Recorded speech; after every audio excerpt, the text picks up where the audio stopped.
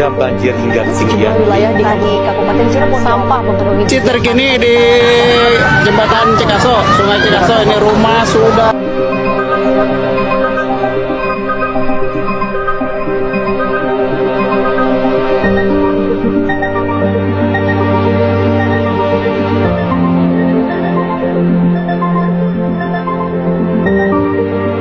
Assalamualaikum warahmatullahi wabarakatuh. Salam sejahtera, Om Swastiastu, Namo Buddhaya, salam kebajikan bagi kita semua. Halo semuanya, pada kesempatan kali ini saya Syabil selaku pembawa acara pada hari ini ingin membawakan topik tentang mitigasi bencana banjir. Terdapat 4 topik atau faktor yang akan kita bahas pada kesempatan kali ini. Bagian pertama itu kondisi sebelum banjir. Bagian kedua, tindakan saat banjir.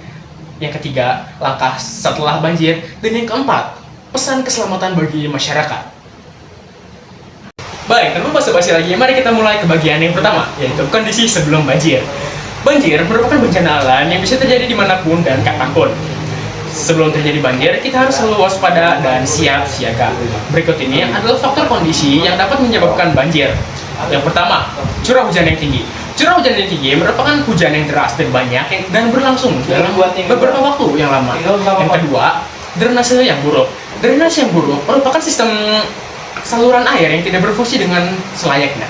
Yang ketiga, sungai yang meluap. Yang keempat atau yang terakhir adalah tanah yang longsor. Kemudian yang kedua, tindakan saat bencana banjir terjadi. Jika bencana terjadi, kita harus segera mengambil tindakan untuk menyelamatkan diri dan keluarga. Berikut ini adalah beberapa faktor yang bisa digunakan untuk kalian gunakan saat bencana terjadi. Yang pertama, menjauhi rumah dan menuju ke tempat yang lebih tinggi, gunung misalnya. Yang kedua, matikan gas dan listrik untuk menghindari kecelakaan. Yang ketiga, bawa barang-barang penting seperti obat-obatan, uang, dan dokumen.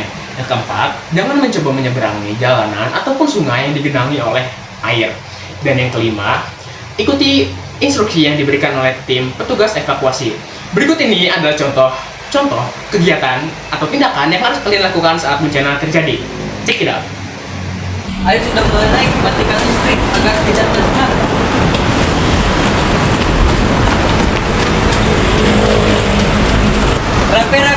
Rapi.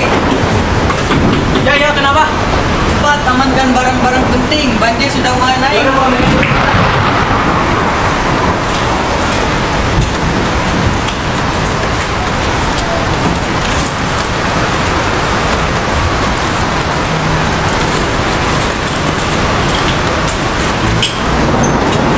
Bagian ketiga, langkah setelah bencana. Setelah bencana surut atau banjir surut, kita harus memastikan langkah apa yang akan kita lakukan untuk memastikan keselamatan dan kesehatan diri sendiri dan orang lain. Berikut ini adalah beberapa hal yang bisa kalian lakukan setelah bencana surut.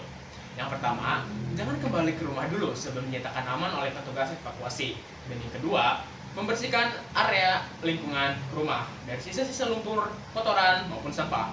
Dan yang ketiga, sekaligus yang terakhir, jangan mendekati kabel yang putus dan genangan air yang tersisa. Itu akan sangat membahayakan diri kalian. Berikut ini adalah contoh tindakan yang bisa kalian lakukan setelah bencana mulai surut. Check it out.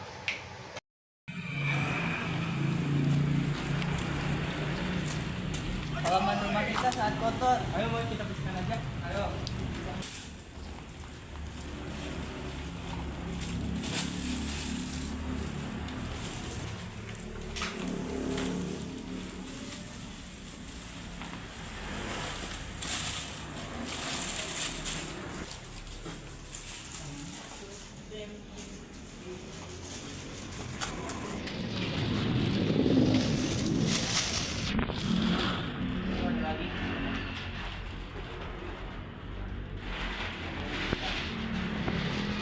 Mari kita buang ke tempat sampah. Bagian 4, sekaligus akhir dari topik kali ini, yaitu pesan keselamatan bagi masyarakat. Banjir memang sulit dihindari, tetapi dampaknya masih bisa sedikit dikurangi dengan kesiapsiagaan. Janganlah membuang sampah sembarangan, jaga kebersihan lingkungan dan dukung penghijauan. Ingat, kebersihan dan keselamatan merupakan tanggung jawab kita bersama. Mitigasi bencana adalah upaya kita semua untuk mengurangi risiko bencana, dan kita semua berperan aktif untuk menghadapinya dan mempersiapkannya. Dengan langkah-langkah yang tepat, kita bisa menjaga keselamatan dan mengurangi kerugian saat bencana datang. Tetap waspada, tetap siap.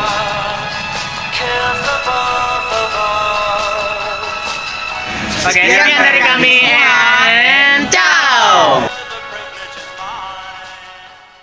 Keempat, jangan lagi ini. Dan yang ketiga, ini apa sih mau?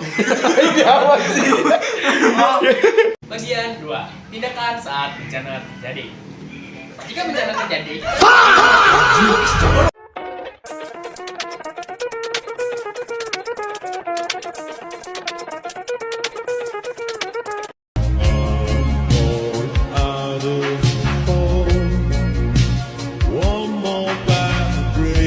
Oke, mantap. masih siap bos. Tuh.